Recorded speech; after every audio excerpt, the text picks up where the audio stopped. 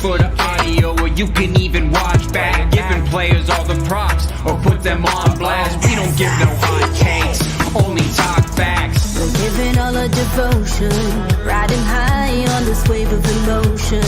Going all out, yeah, cause this is our time. No, ain't no stopping us till we reach the finish line. All in, we came here to win. We're gonna give everything. S-I-C-K on the run. S-I-C-K, sick, sick. On fire, we're ready to fight. We'll bring the house down tonight. S-I-C-K on the run. S-I-C-K, sick, sick.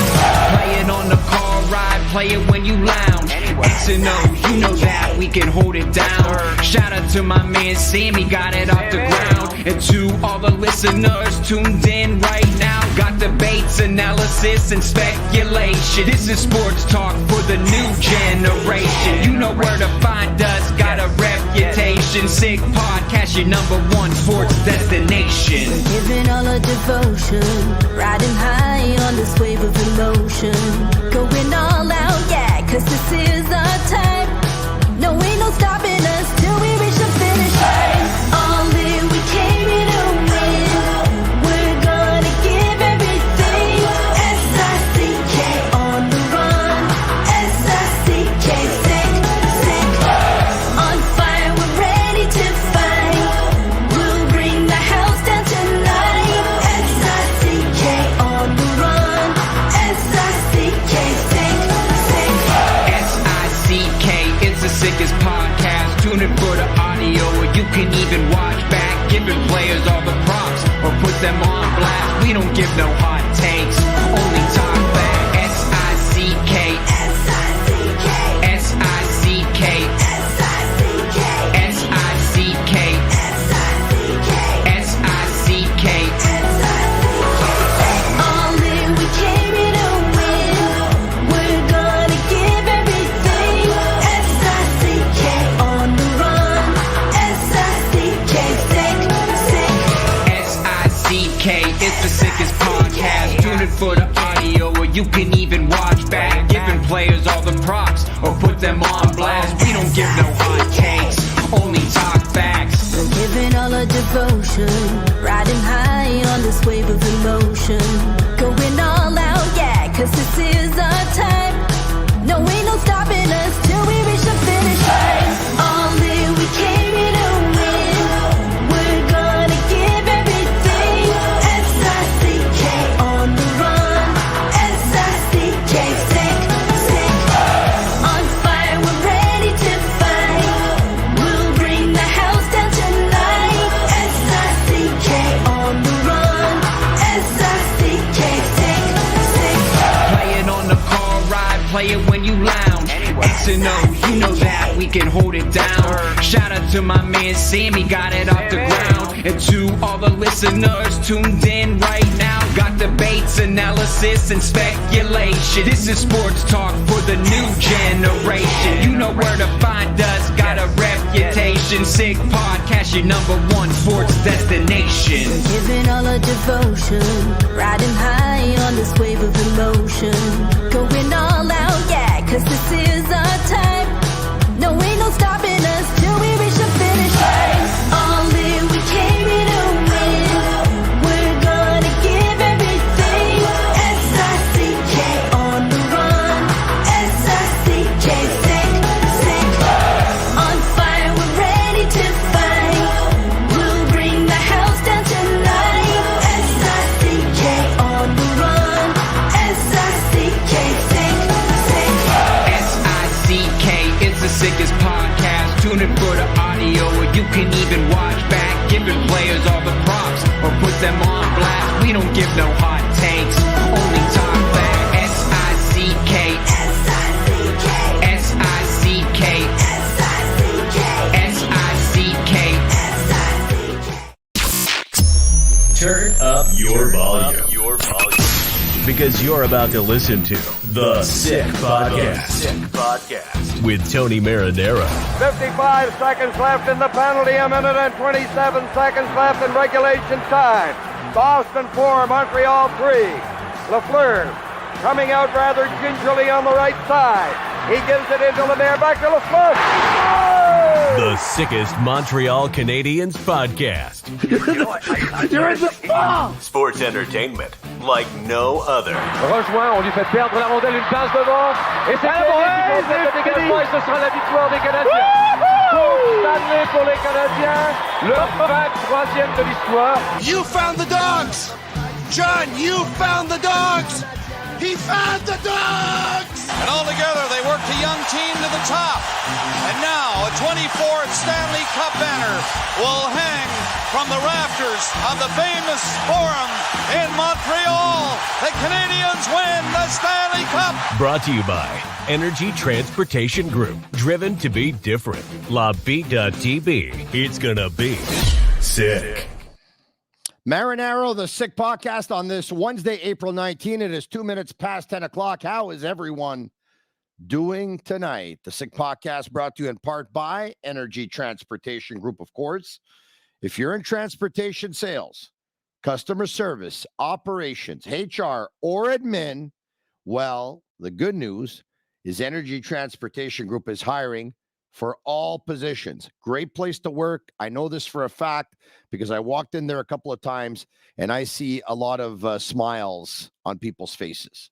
All right, okay. I've been told that the image is a little bit blurry. There's nothing really I can do about it. What can I say? Other than that, it's also brought to you in part by Tibi. Embrace your true nature. Brewed in Quebec, a winner of a dozen international awards.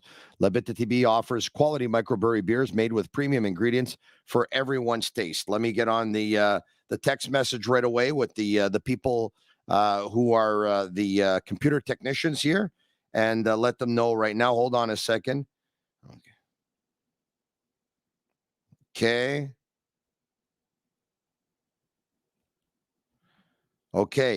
All right. Okay. So I've been told that it should be fixed in about a minute or two if all goes well. All right. Okay. Do people still see me blurry? Yes. Do they see me blurry? It's lagging a little bit. All right. Okay. We're going to try and fix it. What can I tell you? All right. The show must go on, as they say. We bring in tonight to talk hockey with us Mitch Giguere, who is the assistant coach with the Canada women's hockey team. And vacation for you or what? Yes and no. I mean, vacation because our season and everything is over. But on my end, I'll say I'm working quite a lot, working with some pro teams in Europe, like I should say like a team consultant. So helping some teams to get through the playoffs. And this summer, I'll say I'm going to do here and there some practices with players, but not that much. I'd rather take off the whole summer and be with the kids and my wife. All right. Oh, the whole summer, huh? Yeah, I could get used to that. I think we're gonna go until at least the draft, full time, 5 days a week here on the Sick Podcast, and then July and August. It's still kind of up in the air. We're not gonna stop. We're just contemplating whether or not how many times per week we go and stuff like that. So. That's nice.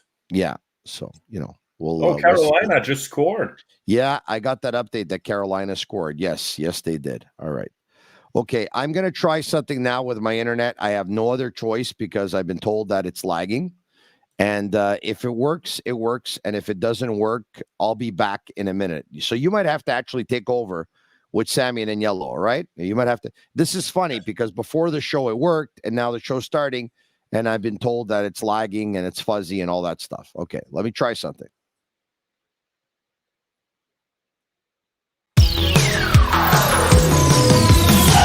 All in, we came here to win. We're gonna give everything. S-I-C-K on the run. S-I-C-K, sick. S-I-C-K is the sickest podcast. Tune in for the audio or you can even watch back. Giving players all the props or put them on blast. We don't give no hot takes, only talk facts. We're giving all our devotion, riding high on this wave of emotion. Going all out, yeah, cause this is our time. No, ain't no stopping us till we reach the finish line. All in, we came here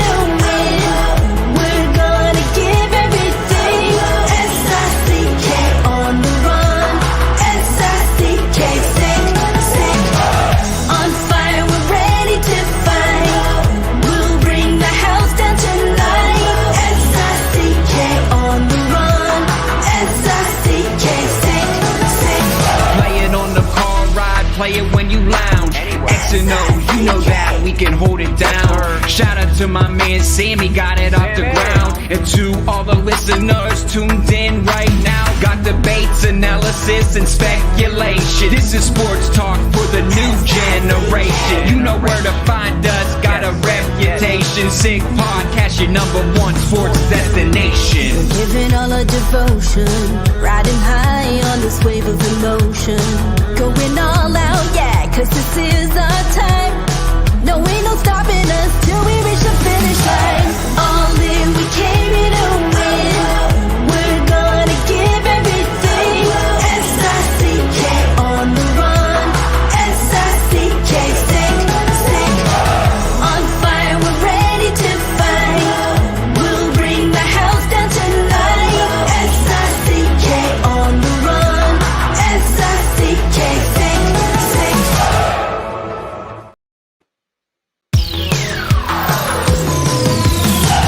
All in, we came here to win. We're gonna give everything. S-I-C-K on the run. S-I-C-K, sick.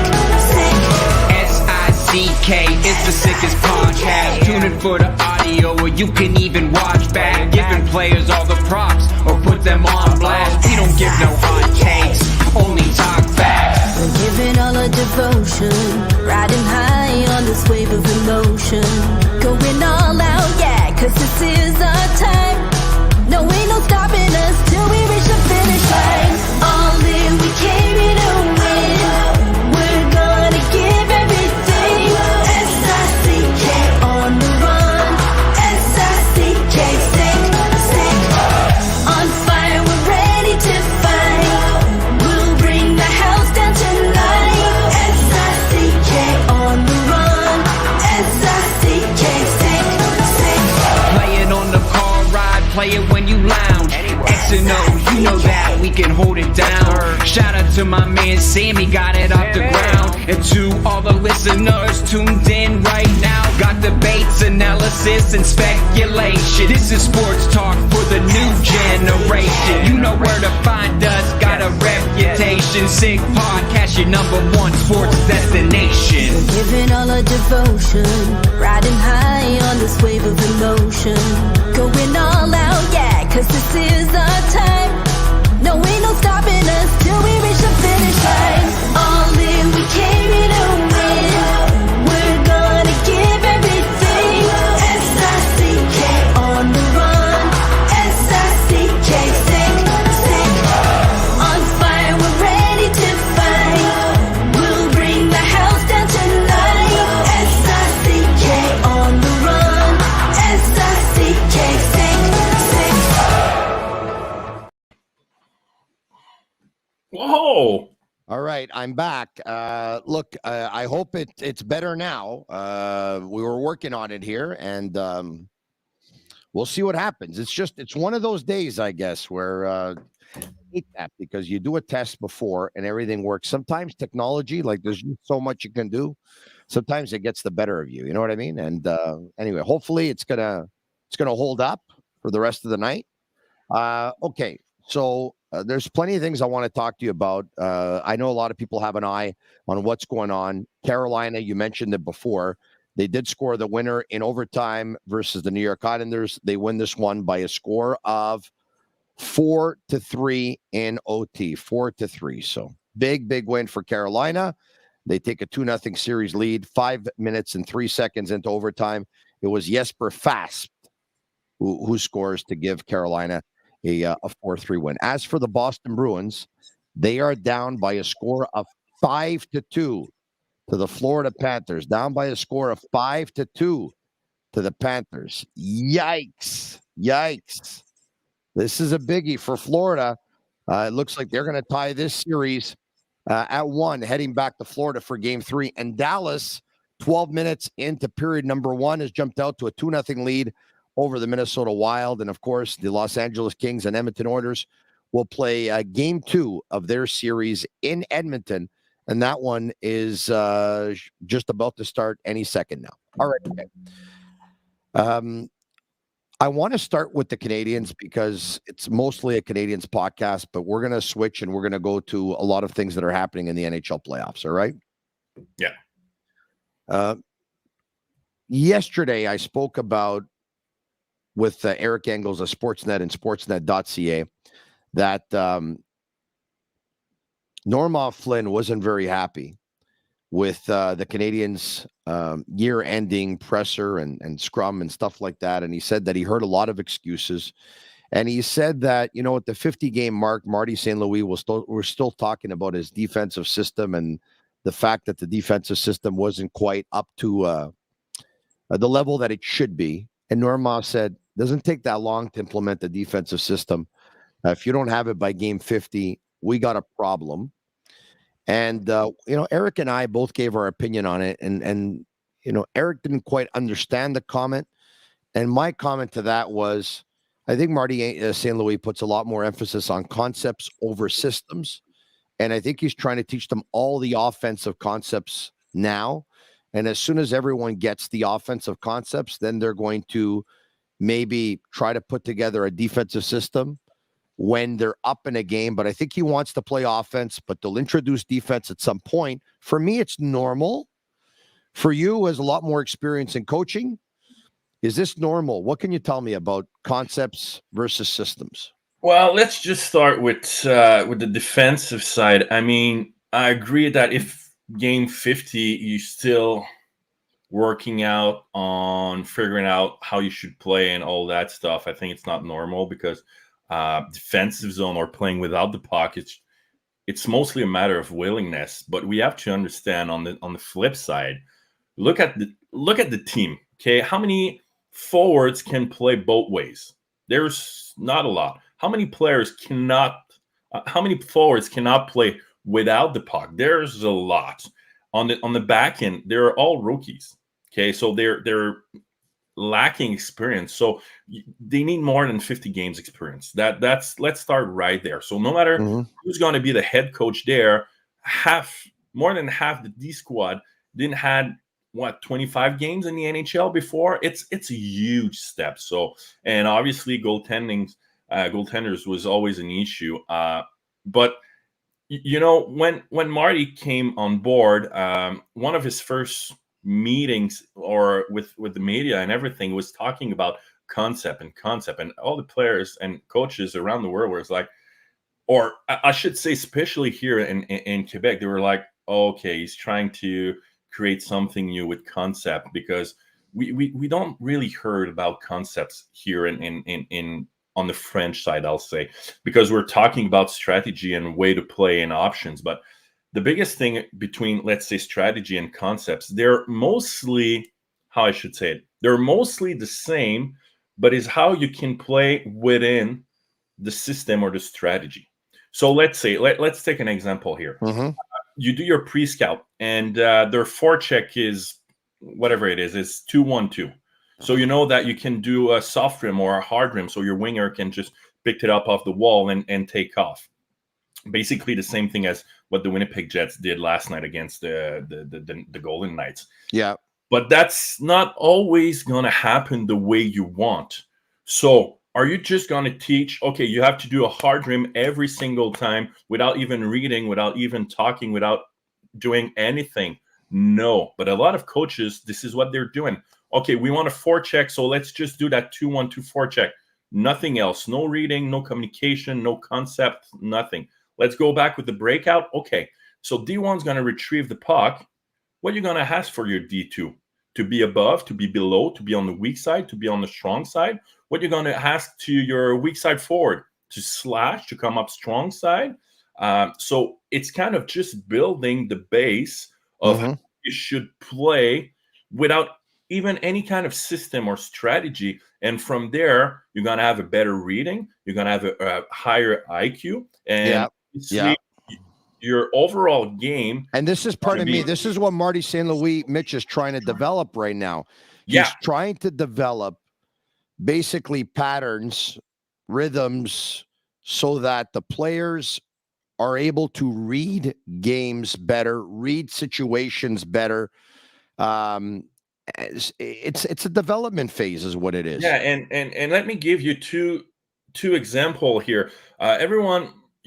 People probably didn't notice that, but I wrote down an article on the coaches side about it. It was Team Canada at the World Junior at Christmas, and they're playing a D zone, a typical D zone, like man on man when the puck is high, hybrid when the puck is low, and that's fine. But here's what happened on one shift, and I have highlighted that shift. Connor Bedard is out. He's on the ice for probably a minute 30. He's out of gas. He's dead. But he has to come back, and they're getting stuck in the defensive zone. So he's the last guy. Didn't have the chance to change, and we have Zach Dean, who's playing for Gatineau, who's just fresh legs coming off the ice, and he's playing center with his own team. And Bedard should be in the corner helping D1 because they're working on F1 coming back through, support the puck, F2 through the middle, F3 sealing the wall. Bedard, there's no chance he can go there. And if he's working down low, he's going to be dead. They're going to get scored. Zach Dean, what he did, talking to Bedard, saying, stay high. I'm covering low. I'm taking the F1 job. So that's a concept. Who's the fresh legs? So they're talking stuff like that. It's the same thing, let's say this year with the University of Montreal. We have introduced rushes. Okay, so usually you will have rushes. Okay, it's a 3-on-2. Let's say we want a flat pass and we want F2 middle lane drive. But for us, we let them choose what they're wanted, or we call it twig. Take what it's given. So you have to read who's in front of you, and you have to read where is your player. So let's say a 3-on-2. We said first thing first, read where is your, if we have F4 on the rush or not. After that is timing is the key. Why? Because we really want to create a 3-on-2 and not like a 2-on-2 and waiting for somebody. Timing is the key. And after that was like just making sure we're working 2-on-1 with our F1. So usually it's with D1. Let's say if it was a 2-on-2, we were asking F1, making sure we attack across, nose to nose, attacking D2. But from there, they're reading, they're making plays, and everything comes down to making sure they're making plays and they're trying to. We're not saying, okay, it's a 2-on-2, we have to weak side, crash the net, outskate the DA all the time. No, we're just giving small concepts that they still have to respect. But within that system, the strategy, they're free to go. They have reading to make, they have communication. But at the end of the day, we ask them to make plays. And it's the same thing on the defensive side or without the puck. They are asking to play away. But obviously, it's all about reading, reacting, and making sure everyone understands that when whoever got the puck, we need support. We need somebody to give a quick outlet and stuff like that. So that's the biggest difference, that you can just basically adjust your system, your strategy throughout the whole game, between periods or in game. That's the biggest thing for me. I think that a lot of people are having a hard time understanding what Marty St. Louis is trying to preach and what he tried to do with the team this year. Mitch, I'm not afraid to say it. I'm going to come out and say it. I think Marty St. Louis is ahead of his game. I think he's a modern mind. I think he's doing things right now and concentrating on stuff and focusing on stuff that other people, their mind isn't there just yet. Their mind isn't there just yet. I have to agree with you. And my biggest fear is that he might get fired before we can see other coaches doing the same kind of stuff. So listen to this. I think that Marty St. Louis is going to be here pretty much as long as he wants to be. Yeah, I think too. That's I'll say for him, that's what is good for him, because he doesn't have any pressure. He doesn't need any money. He doesn't need any fame. He's there because he wanted to be there. He's there because he's loving it. And the day that that's too much for him, he's just going to go back home and play golf or whatever. So I have to agree. I think he's going to be there as long as he wants, unless they're going for 10 years in a row, losing and not making the playoffs. But I don't see it happening. How many coaches did you come across when talking about concepts, when talking about systems, that defensively had set up, of course, a system or systems, but offensively gave the players an incredible amount of latitude so that they can express themselves and that they can be creative. Is that, do a lot of coaches do that? Do they do that with certain players only? Do they do that with their top line? Enlighten me on that. I was surprised, I'll say, in the last probably 6 or 8 years when I started to talk with pro coaches and players more and more. A lot of coaches will tell the team, without the puck or in the defensive zone, you're playing my way and there's no other way, and this is it. There's nothing else. In the neutral zone, it's all about playing fast, transitioning. And a lot of coaches are going to say, in the offensive zone, it is up to you guys. You are the players. You're making the money. We're paying you big money for that. Just make sure we're having chances. They don't have much concept, but it's all about defensive zone. That's more often they're talking about it, and they want to introduce the defensive zone and making sure everyone is on the same page. I'll say what I found out a lot is they do not want to introduce a lot of offensive zone because players at the pro level talk a lot between them. They're talking every single time they're coming back on the bench within their line, in practice, watching video together. So they can create a lot.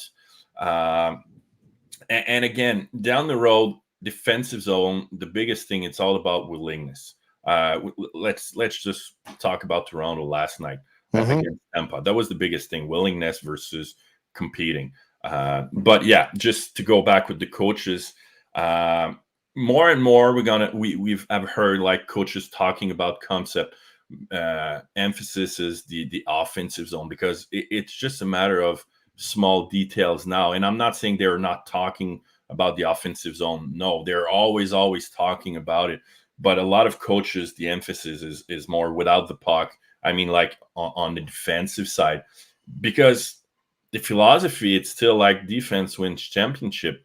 So it's depend on which side you are. On my end, I always say, like, you always need one more goal to win a game, because even if you do not allow the single goal, the game's going to be tied. You know what I mean? Yeah. So, and again, players, obviously, when you have high-end players, let's say Sid the Kid. Like, I remember when what's his name? The head coach in Pittsburgh, Sullivan. Like his first practice when he took over, it's always a free puck when you start to practice. So Crosby, as soon as he stepped up on the ice, he went side by side with Sullivan, and for probably 8 or 10 laps, they were just talking, or it was, I should say, Crosby was just talking to Sullivan, and he was pointing on the ice, pointing players and talking. So obviously some players, you have to deal with mistakes. Oh, Edmonton just scored 3 minutes in. Good. Okay. Thank you for the update. Welcome. So your good players, obviously, you're not going to treat them the same way as your fourth line players. A Connor McDavid or Leon Draisaitl, you will not ask them the same thing as a shutdown forward. So obviously, you're going to try to create some patterns with them, some concept that they can do within their line or within the game, that when they're on the ice, they can do it. It's the same thing with McDavid, that he's going to outskate everybody. So you still have to adjust your team, as he's too fast for the league. So obviously he's too fast for the team. So how are you going to work with him? So it's just kind of creating concepts. Like I remember Team USA when Caulfield was there, Zigra and all those guys, they were, let's say, on the rushes. Every line had their own concepts on the rushes because they were using their strength. So obviously Caulfield was coming off wing and was shooting, obviously. But another one, I can't Beener, I think his name, he was coming off wing and was cutting, and he was just dropping the puck in front every single time. So F2 and F3 knew every single time that he's trying to take outside and he's below the dot. If he's keep going on, he's just going to pop the puck in front. so they knew about it. So it's the same thing with high-end players. You have to deal with them and make some partnership differently than your third and fourth line. But at the end of the day, you still need your whole team working and getting together to win the Stanley Cup. Yeah, you talked about the Edmonton Oilers who scored less than 4 minutes into the game. One quick look at the first couple of minutes of the game. The matchup so far is Danault on Connor McDavid and Kopitar on Leon Draisaitl. So that's the way it's being. That's the way it's been. Philip Danault has had a lot of success versus Connor McDavid. Every time he's gone up against them. And by the way, the goal was Derek Ryan, who scored his first, with Draisaitl getting an assist. So Draisaitl's been on the board 2 games in here, and Connor McDavid has not been on the board yet. So a lot of pressure on him to explode. A lot of pressure on Austin Matthews too. The Leafs lost yesterday, and they lost big. What do you make of, Austin Matthews probably being the most criticized? I know that my buddies Lapierre and Latendresse went after him pretty good today. Really? Basically saying, you know what, at some point this guy's going to have to put up in the playoffs, and right now he's just a regular season player.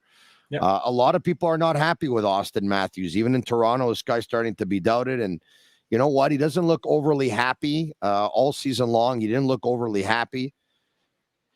Do you think he wants out at some point? Well, there's a lot of rumors talking about that it might be. Is that GC who was talking about it this morning with Bob Hartley, saying that he's probably going to be traded before the draft or something like that? Like, I will not be surprised. I think he's not happy since they've signed John Tavares, to be honest with you, because I think Matthews. And don't get me wrong, he's an amazing player, but he was the franchise player, and now you have Johnny who still cannot win anything in playoff. International events, he's good, but yeah, he didn't seem happy this year at all. He's not happy in the playoffs. This is an interesting opinion, by the way. I want you to continue on this. And just get back a couple of years ago with the COVID. They were like, it was a week or 2 before the playoffs. He was saying like, oh yeah, it's about time we're heading to the playoff because it's easy to play against the North division, or was saying something like that. And what happened next? He didn't show up in the playoff again, and they get out against the Montreal Canadiens. So obviously he has to step up. That's the biggest thing. He doesn't even. I think he's like 0.61 or 0.71 points per game in playoffs. That it's not bad, but not for him. But it's just the way he's playing. He's not happy. He's playing a frustrated game. He's not involved. He's staying outside. He didn't take a step. So Lapierre and Latendresse, you said he's still a seasoned player, and that's why they do not have any success. And obviously, I was talking with my friends before the playoffs, and we were talking about Toronto. Everything depends on Nylander. If he's showing up, they might have a chance. If not, they're screwed. But you have to think that they have Matthews, Tavares, and Marner ahead of him, and we're talking about the 4th best player. That's not normal. Well, it all depends on how you look at it, because the way I look at it is there's a lot that depends on Ryan O'Reilly. If Ryan O'Reilly can shut down Tampa Bay's best players, there's a lot that depends on Ilya Samsonov, because if Samsonov outgoals Vasilevsky. So I'm not so sure that my answer would be the same one that you gave regarding Nylander. I'm not so sure about that, but I had an interesting conversation that there's no problem, I think, to make it public. Tonight I went to TVA Sport the way I usually do, Monday to Thursday. I'm on at around 5:30 p.m. with Jean-Charles Lajoie. We're on for about 15 minutes time. And as I'm making my way to the studio, I'm walking down the hallway, and there's a couple of changing rooms, and one of them is designated for Michel Bergeron. And I was walking, and the door was open. Michel was sitting down. I hadn't seen him, and he basically said, "Woo!" So I saw somebody's in that room. So I took a couple of steps back. Hey, Michel, comment ça va? And we started talking about the Toronto Maple Leafs. And I love talking hockey with Michel Bergeron because I see things through the eyes of a fan. He sees things through the eyes of a coach. So we talked about Matthews. And he said to me, he said, Matthews is getting too much heat. I said, you think so? He said, yeah. He said, this one is on Sheldon Keefe. And I said, okay, why? Well, he goes, Sheldon Keefe did something in the game that I don't approve of. I said, what's that? He says, Cooper shows his cards right away. Boom. Starts the game, his number one line. So I said, okay. He says, Sheldon Keefe counters with Ryan O'Reilly. And I said, all right. But I mean, O'Reilly's line, that's a pretty good line, right? I mean, I enlighten me. I said, I don't see the problem because Ryan O'Reilly centers a line with John Tavares on his left and on his right, William Nylander. So I said, or he centers a line with Noel Acciari and Matthew Nyes. I mean, he's sometimes he centers the second line, sometimes he centers the third. So he says, your best player. He goes, and Matthews is Toronto's best player. Yeah. Your best player always wants to go up against the other team's best player. Yep. He says, when I had Peter Stastny, you wanted to go up against Wayne Gretzky. When I had Peter Stastny, he wanted to go up against Mario Lemieux. If I would counter with Dale Hunter against those guys at the opening faceoff, he says Peter would be ticked off. He says it's a respect thing. He says, because now what happens is if Matthews is not going up against Tampa Bay's number one line, he's not going up against Braden Point, he's not going up against Kucherov. In his head, he's thinking, the coach thinks if we go head to head that they're going to have the better of me. The coach doesn't think I'm as good as these guys. The coach doesn't think I can play with these guys. And I don't think Sheldon Keefe is thinking that. I think that what Sheldon Keefe is trying to do is he's saying, if I can get Ryan O'Reilly, and I have last change at home, if I can get Ryan O'Reilly on Tampa Bay's number one line, then I can give more offensive responsibility to Matthews. But Michel, once again, looks at it through a coach's eyes. That was his opinion, and I found it very interesting. And he said to me, and he added on, and he said, last night was on Keefe, and before that, it was on Dubas. And I said, so why on Dubas? He said, because when Dubas went out and signed John Tavares and gave him more money than Austin Matthews and gave him the C right away before he played a single game with the Toronto Maple Leafs, he says Matthews felt disrespected. Yep. And he said to me, he says, I'm telling you, this guy's not going to be in Toronto very long. Nope. It was a very interesting opinion. And when I asked you about Matthews, you said to me something along the same lines. And ever since Tavares arrived, Matthews is not quite the same. Nope. And I don't know a lot of coaches, especially game one, you're at home in the playoffs, who doesn't want to start with his first line, or at least your best players out there, no matter who they're going to send. Even if Tampa is sending their fourth line, you can put your first line out there. Even if they're sending their first line, that's the first shift of the first period of the first round of the playoffs. You want to send a statement right there that, okay, you want to go all in with your first line. You show us your card. Let's go fire against fire. And I have to agree with you and with Michel, but I still truly believe that Matthews has to be better. No matter if he has too much heat on him, he doesn't play like he's playing the same way as he played in the season, and that's not good enough in for the playoffs.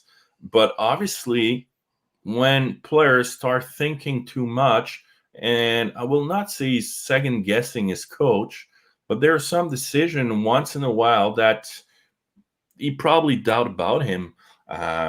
So yeah, and obviously like Dubas signing all the former Greyhounds players, it's maybe not a good thing.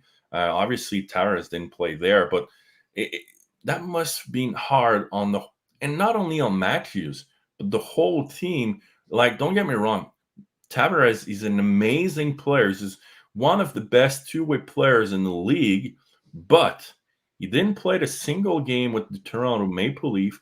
They had an amazing draft with Marner, Nylander, Matthews, and now you're picking up of the UFA captain from the New York Islanders. Didn't play a single game. You give him big money, and you give him the C, and he didn't play a single minute for your team. So obviously it's a clap in the face for a lot of players, even if they're happy because they have a better team. It's just like, okay, we're trying to build something here. We create chemistry. We have some great leadership group that young players are growing up all together. And now you just step up and add a new daddy that this daddy's going to take over. Everything you did it's okay, but now you have to rely on that guy. So obviously Matthews is not happy. And man, obviously if they're losing this year, like Keefe's going to be out, Dubas going to be out, probably Matthews will ask out depending on who's going to be the new head coach. But you know what? One thing I liked it about Keefe last night, he didn't lash out.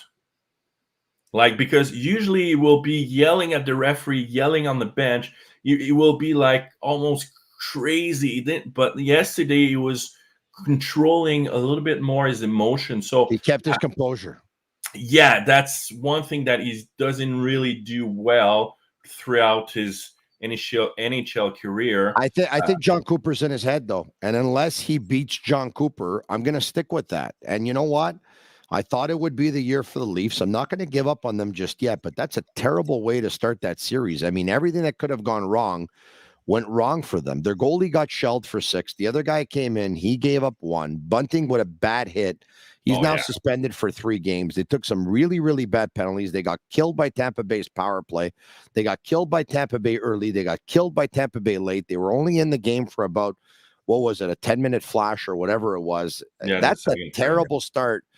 And, you know, they were not ready. A buddy of mine in Toronto today was very, very close to the Leafs. And he said to me, he says, you know, like they're getting destroyed in the city because they had 12 months to prepare for this one game. Like they had 12 months to prepare for this. 12 months. You know? And I'll go further than that. 12 months to prepare for that first game in the playoffs that you still don't know who's going to play. But for what, like the last 3 weeks, maybe 4 weeks, they already knew that they're going to play Tampa Bay. So you have like basically 3 to 4 weeks to prepare your team against them, and you show up like that. But again, the way they played last night is they have no compete. They were losing easy battles. They didn't they didn't try the second chance. They didn't compete. They had no willingness from the start. They were soft. They were like, I was watching them and I was like on Twitter, that was the first time ever I did that, like just saying who's going to win in how many games. Yeah. So obviously if I was paying money, I will never bet on the Toronto Maple Leaf. I will probably bet on Tampa. But I put Toronto, I think it was in 6, because I said there's no way they're going to lose again. Like with the team, with the preparation from the whole season, 12 months before, last year, the year before, they probably learned something. But again, like Bergie said, they didn't start with their best players. They didn't show up. And it's just a wheel that it's going on and on and on. And obviously, Cooper is a hell of a coach. you can get the better out of the players. Like we talk about it, I think, in your podcast when he set down his best players. But when he did that, that was for that first game. And look how they step up last night. Those that could be considered a turning point in the season. And by the way, I have a lot of time for Michel Bergeron, and folks, if one or two of you don't, I'll remind you that he was a head coach in the National Hockey League for 10 years, and I wasn't, and Mitch wasn't, not yet anyway. And none of you watching, I would think it's safe to say we're either. A great 4-year career as a head coach in the Quebec Major Junior Hockey League. In his third season out of 4 seasons, he won the championship with Les Draveurs de Trois-Rivières. And then in the 10 years that he coached in the National Hockey League with the Quebec Nordiques and 2 seasons for the New York Rangers, only 2 years he didn't make the playoffs. His first season with the Rangers, and they played for 5-13 that year, and his last season coaching the Quebec Nordiques. So only 2 years out of 10 you don't make the playoffs. He had a pretty good coaching career for himself. Okay. Yeah. The Bunting hit on Chernak. I thought he was going to get suspended. I thought it was a dirty play. I thought it was a dirty hit. I thought it was really stupid on his part. I'm never going to complain about players getting what I think should be maybe too many games, because, it'll only make players think twice about doing something stupid going forward. But I'm not going to lie to you. I didn't expect him to get 3 games. I thought he was going to get 1, maybe 2. I'm surprised he got 3. When I saw that, I was like, there's no way. Like, even yesterday, they were talking about, because it's a playoffs, they're going to split in half. So it's going to be probably 1 game. And it's funny because today on social media, when I saw that, I said, oh, so it's 3 games. So it's basically the remaining of the playoff for him. That was just a joke. But that was dirty. That was not cool. He didn't have the puck. That was stupid. 3 is in season. It's going to be fine. Probably I will ask for more in the playoff because you don't know. But again, if they can maintain that with every single head contact in the playoffs, I'm fine. If they cannot, I'm not fine with it. But you know what? On the flip side, okay, he's having 3 games and he's going to go back home thinking about how stupid it was. But on the flip side, Cernak, he's not coming back.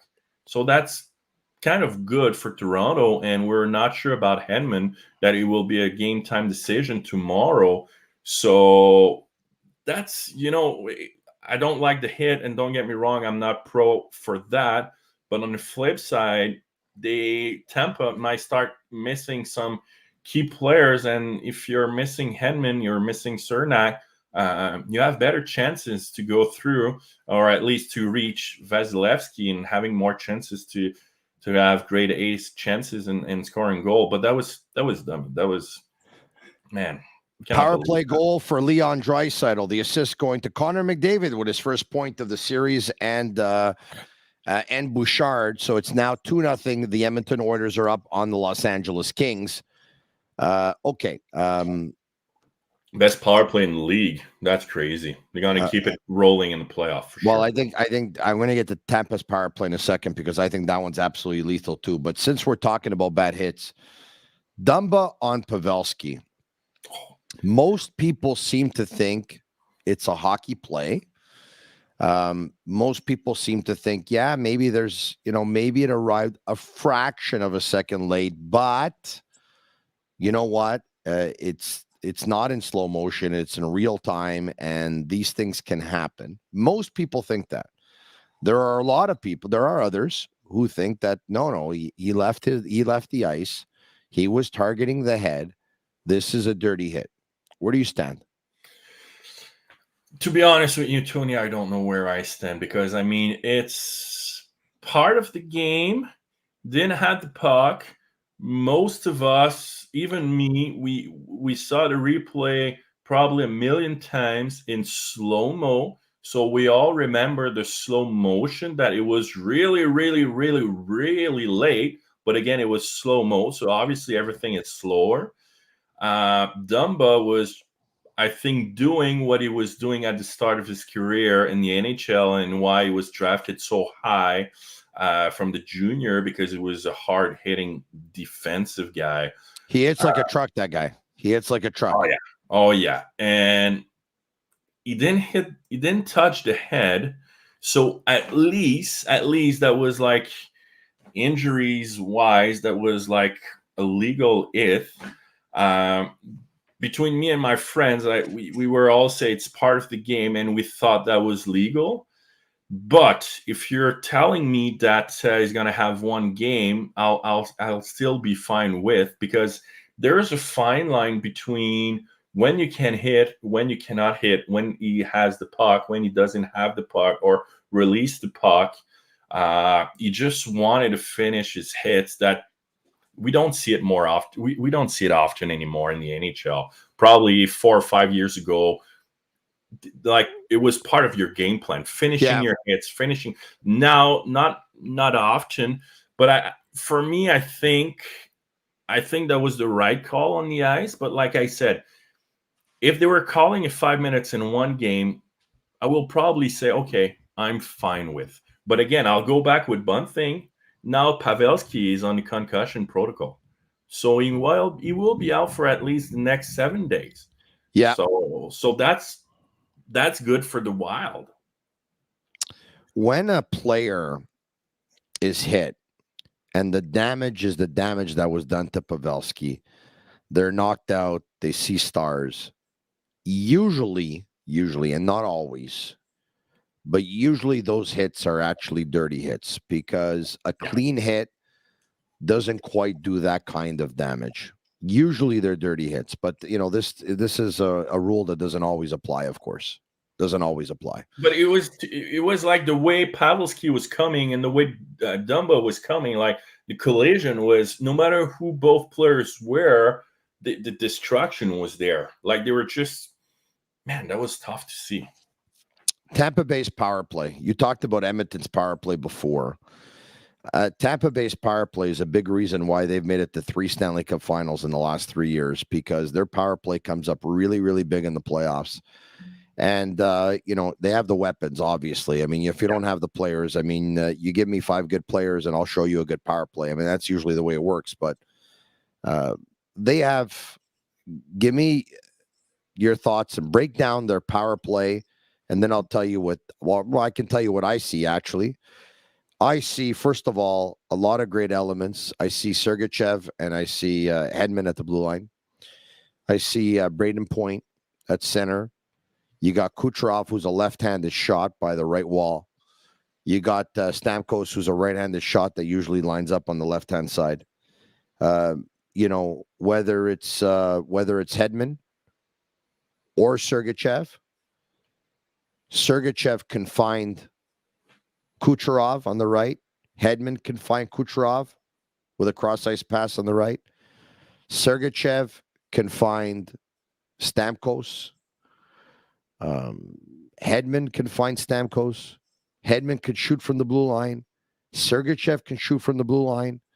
And they also have this play where it goes from the defenseman. It usually goes from Sergachev to Kucherov, who fakes a shot, and Braden Point puts himself in the slot, and it's tic-tac-toe, but it's a really bang-bang play from Kucherov to Braden Point. They have that. They have guys that pick up the garbage and score big goals, like, for example, Anthony Cirelli parks himself in front of the net, or sometimes parks himself in that slot area as well. Corey Perry parks himself in front of the net and picks up the garbage quite a bit. Hagel can do the same. They got a serious power play. And the one thing I noticed from their power play, more than most power plays in the National Hockey League, it's not only the puck doing the moving, but there's a lot of player movement. And so Stamkos can find himself on the left-hand side, but then all of a sudden he ends up moving around, and you end up finding him either at the blue line or, somewhere else on the ice. There's a lot of movement. There's a lot of options, their willingness is beyond and above the PK usually, because on the flip side, when you're on the PK, most of the time in your game plan is going to be outworking the power play. But when you play against Tampa Bay, it's good luck outworking them.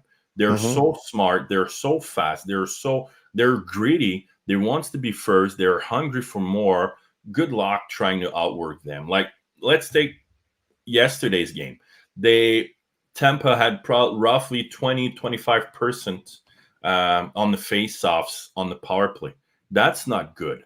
But out of 75% of the face-off they lost, they were first on the puck. So Toronto was not able to clear the puck, or they were not able to retrieve the puck. That just shows how good they are. From there, if they're breaking out from their D zone, they are having the traditional like 3-2, so they're dropping the puck behind. You have two players coming up with a lot of speed. So it's one thing. Everyone knows that. So that's fine. But what they they did it more a couple of times this year and in the past years, is those two players are coming crisscross in the middle, so they can make another drop between the offensive blue line and the red line. So it's creating a lot of confusion because you don't know if he's going to drop it or if he's going to keep it. And from there, if they're keeping it, they have the option to entry with possession or kicking off the wall. They're going to get one step inside, and now they are in the offensive zone. Now they can make a play. They can hard rim it. They can spot the puck, plays the puck in the corner. Again, Tampa is going to be first. So that's starting there. It's hard to defend. Now, like everything you said about their power play, you're right on. Sergachev, Hedman on top. They have laser. Like they don't do the hard clapper. They're just quick wrister, hitting the net, or hitting a blade for a deflection. On the left side, you have Stamkos, that is one-timer, is going to score. If you're giving that big as a whole, he's going to score there. Kucherov, that guy is amazing on the power play. He's amazing. He's a magician. Like everything that he can do, and he's probably one of the only guy that can create deception before receiving the puck. So you said like yesterday he scored at 3 seconds left in the first period. But the way he plays himself, he's going to take that one-timer, but he can rotate his hips to fake the pass, or that he's going to fake the clapper and passing and still rotating his hips again to just make that hard one top shelf short side. His deception, passing through the middle to point back post, and again, he's just so patient. He doesn't skate around for nothing, doesn't move around for nothing.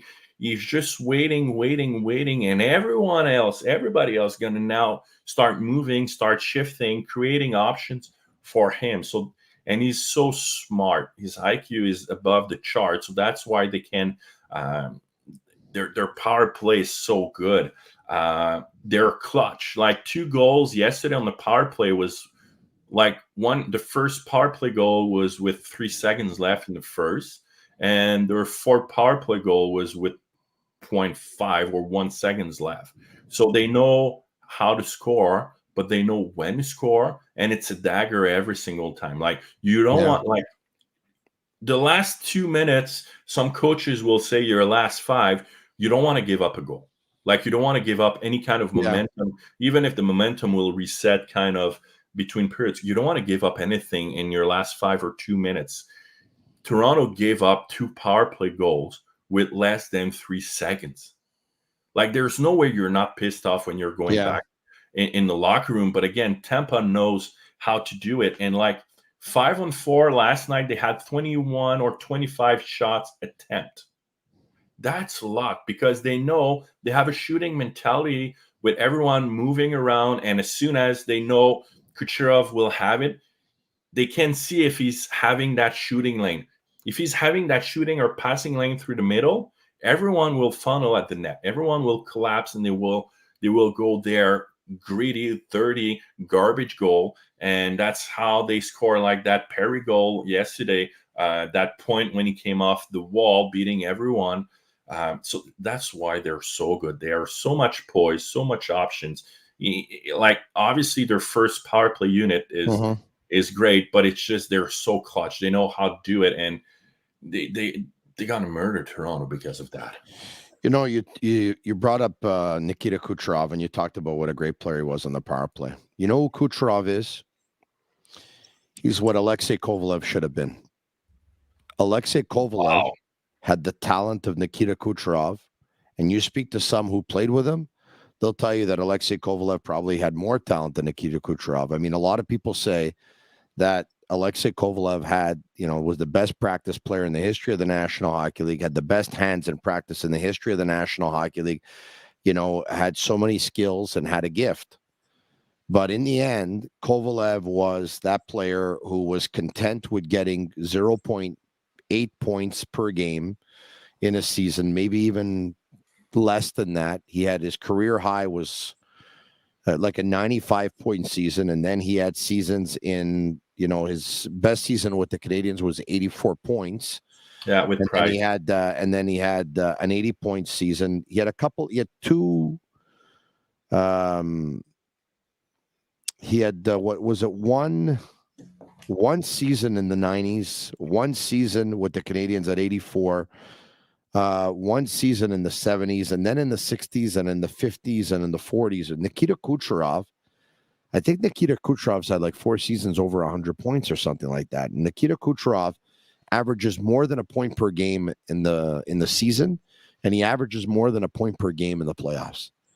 That's what Alexei Kovalev should have been, but he chose to just pace himself and not take his game to another level. I mean, it was there to take it, but he just didn't want to. It's too bad.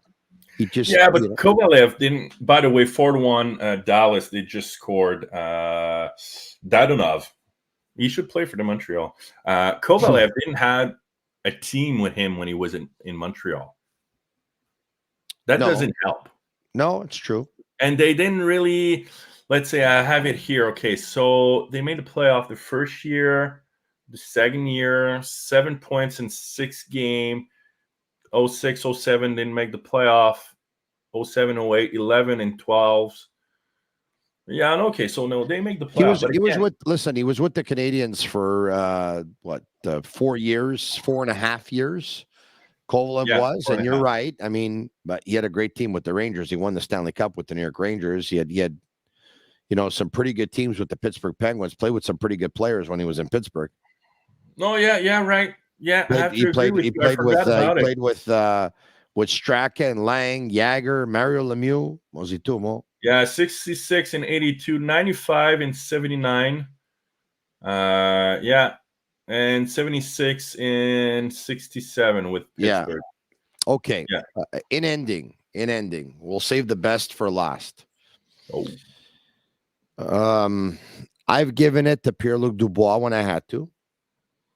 Everyone remembers that shift, which was one of the worst shifts in the history of the National Hockey League with the Columbus Blue Jackets when John Tortorella was coaching, where he went on, stayed about 20 seconds, had zero care level in the world, and then just didn't touch the puck at all, even when it was next to his feet, didn't even make an effort, got off. He was called out by Tortorella thereafter, benched, and he bounced back the next game, responded really well, but then eventually wanted out of Columbus. He got out of Columbus. Now he's in Winnipeg. There's talk that he wants out of Winnipeg.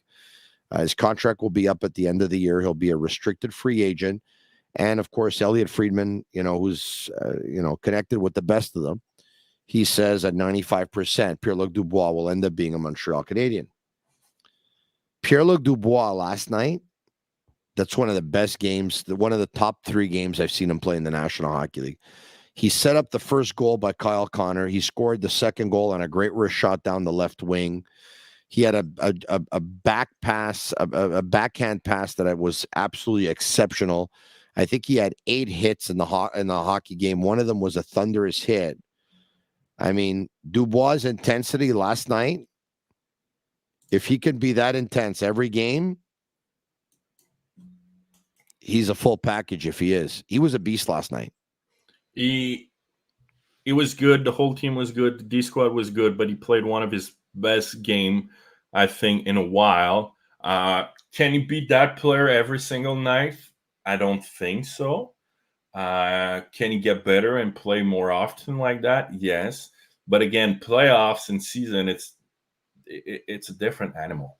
It's not the same. And if you talk to, I think that was Guy Boucher who said that in one of his TV, whatever it was, because it was asking always 100% for every single players, and they were saying no, coach. In season we're 80, but it's probably the same thing with PLD.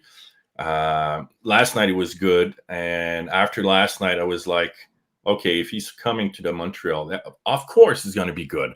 Of course it's going to be a huge asset. No matter, yes, he's a French guy. I've coached him at the major junior combine, but he could be a Russian. He could be a U.S. guy.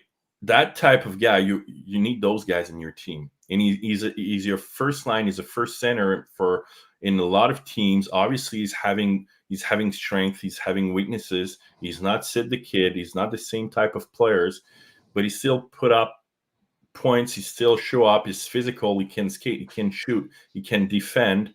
But the question is, okay, everyone's saying like he's going to be a Montreal Canadian. When? Next year, in 2 years, or they used to have Scheifele at center. Now they got Scheifele at right wing. I don't mind that, to be honest with you. I don't mind that because Scheifele can bring another very big guy, by the way. And he's so good he's so good on the board, and you need those guys because now with the pressure coming on the D below the goal line, a lot of passes or first passes are just rammed. So you need players that are strong, that are physical, that can play along the board, and it's not everyone.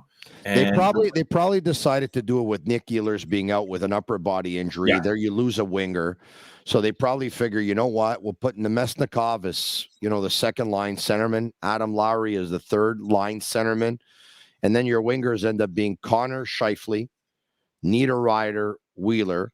But who knows if when Ehlers comes back, maybe Mark Scheifele ends up centering, going back to the center ice position. Could be. Maybe, or but again, if that line keep going on the same way, I will not split them. But the night that they do not show up, you might want to start mixing up stuff. But maybe Scheifele will come up on the second line. But so far, I will not touch that. And again, PLD with Montreal, we've talked about it. That will be. So hold on a second. You saw him a while ago in the juniors. You said you had a chance to coach him where? That was we called that the major junior combine. So they were 16 years old, 15 years old. I don't remember. So what did he show you back then?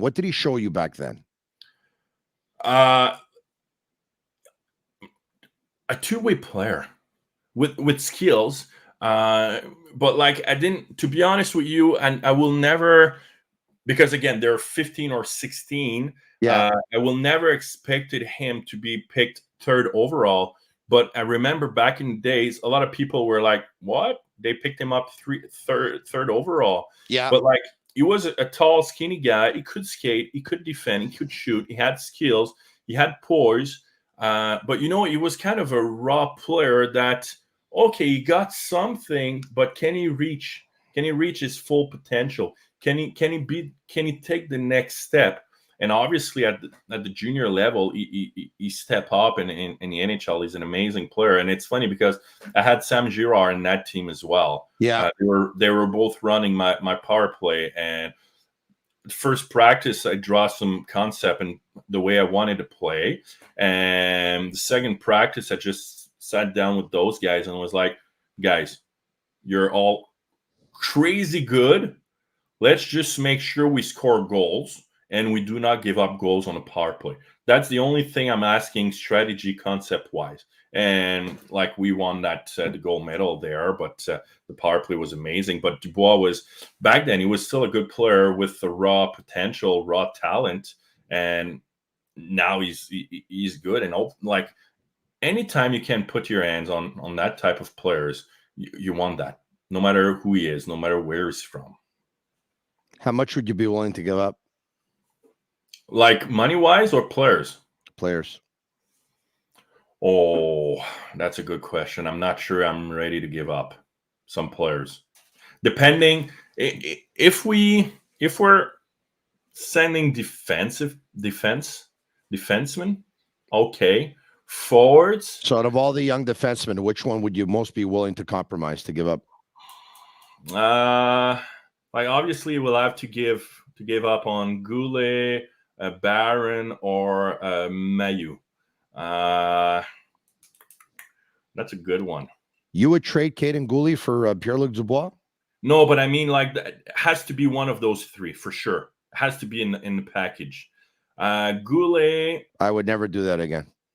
I will not. Between Barron and Mayu, I think I will. Oh, that's a tough one. Don't throw me anything under the bus, but I think I'll trade Barron and keep Mayu. I think. Yeah, I think Mayu and Goulet can be like two, like they're players that they have an X factor over Barron. I like Barron a lot, by the way, because I think he really came on. He really came on down the stretch. Like you saw the progression, but there's just so much upside with Goulet and Mayu that I would not trade either of those players. And he has that gritty game, and like you said, he has that X factor that it's not everybody who has it. Obviously, didn't play a single game in the NHL, so time will tell. But like that's like I will not trade Suzuki for Dubois. Obviously, Caulfield I will not trade him. So from there, you don't have much to give up. What is the well, I'll beg to differ. I mean, they have a lot, but you just don't have to give up anything, because if eventually he wants to sign with the Montreal Canadiens, well, then all you got to do is just wait the year, right? No, just wait the year, and then this way you don't have to give anyone up. Now, if you're going to make a deal, it's because you've agreed with Winnipeg that you're going to end up giving them something so that they don't lose them for nothing, and that you get to add them to your team 1 year before you normally would. But, here's a team that the Canadiens have a lot of pieces if they want to give up. And no, they're not going to trade Nick Suzuki. And no, they're not going to trade Cole Caulfield. And no, they're not going to trade Caden Goulet. And no, they're not going to trade Kirby Dach. And no, they're not going to trade Juraj Slafkowski either. At least I wouldn't think so. But, I mean, you have players. You have a lot of depth on defense. You have Josh Anderson, who wasn't in a very good mood at the end of the year because he said he had to deal with all those trade rumors and stuff like that. Mind you, I think it was his general manager that brought up his name and said that there was interest in Josh Anderson. Yeah, that's the GM who was talking about it first. All right. So in ending, you asked me in players or money. I said players. Okay. Now in money, what's Pierre-Luc Dubois worth on the marketplace? I think he's a bit more than Suzuki. A little bit more than Suzuki. Yeah.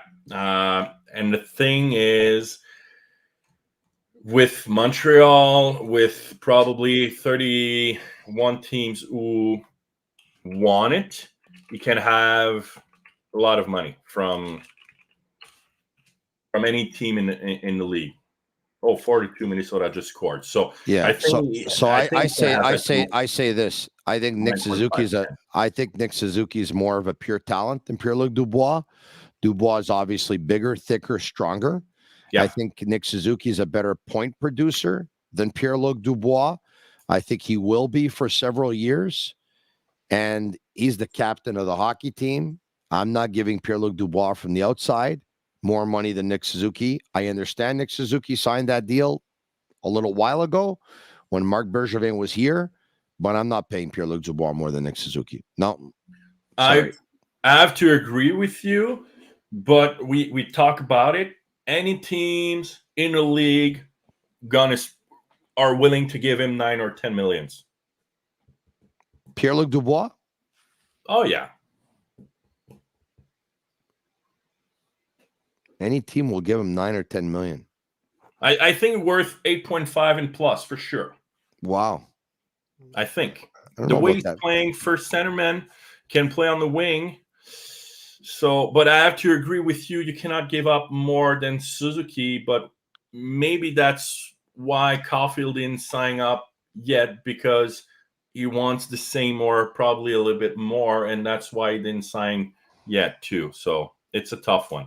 You know, you bring Pierre-Luc Dubois to Montreal. It's the pressure of being the good chez nous again. Yeah. And, you know, chances are he's not going to play with a Marc Scheifele and a Kyle Connor either. Nope. You know, take Nick Suzuki out of this environment, put him in Winnipeg in a low-pressure situation, put him with those players. And Nick Suzuki, you know, I'm sure he finishes with 90 points. Like, that's what I think anyway. Okay. Yeah. And ending was first game of the playoffs for the Laval Rocket. They played host to the Utica Comet. Of course, it was the farm club for the New Jersey Devils. And to the Comets, they lost. Laval did. They lost 4-0 to the Comets. So they were shut out. It's a best of 3 with games 2 and game 3 slated for Utica. So anyway, they got off to a bad start, but, you know, we'll see what happens. Thanks for doing this. We went a little bit longer because, of course, we had technical difficulty early on during the show. Mitch, you stayed the entire time, and for that, I really, really thank you. Thank you very much, my man. Pleasure. We'll talk to you soon. Thank you. You're a good man. Care. All right. He's Mitch Giguere, assistant coach with Les Carabins ice hockey team on the women's side. I'm Marinaro. It's a sick podcast. Tell your friends about it. And, of course, you can like it, share it with your friends, subscribe to our YouTube channel, message SICK, SICK, SICK, SICK if you're loving it. And if you listen to us on Google, Apple, or Spotify, leave us a 5-star review. It's our way of feeling the love. A special shout out to Charlie over at Optimal Stretch on St. Ambroise in St. Henry. I saw him earlier today to get rid of this pain that I have at the top of my right shoulder and my shoulder blade and my back here and stuff like that. And this guy's a phenom. This guy is the Connor McDavid of what he does. He is the Connor Bedard of what he does. And I saw him today for the first time, and it's not going to be the last time. He's a big fan going back to my radio days. He had reached out to me, and I'm really glad that he did, because I think he's going to be a blessing in my life. All right, so hi to Charlie at Optimal Stretch. Hello to all of you. Thank you for watching. And once again, you are my sick army. You are my sick community. For Agnello and Sammy Cavallaro back at Master Control, I'm Marinaro. The Sick Podcast will be back tomorrow night. Joining me, George Larac in the first half of the show and Marc-André Perreault in the second half of the show. They both join me tomorrow night, same time, same place, 10 p.m. I'm Marinaro. And that's a wrap. Hope you don't miss us too much until next time. Follow the Sick Podcast with Tony Marinaro on YouTube, Instagram, Facebook, Google Play, and Apple Podcasts. The Sick Podcast is brought to you by Energy Transportation Group. Driven to be different. La Vida TB. Embrace your true nature.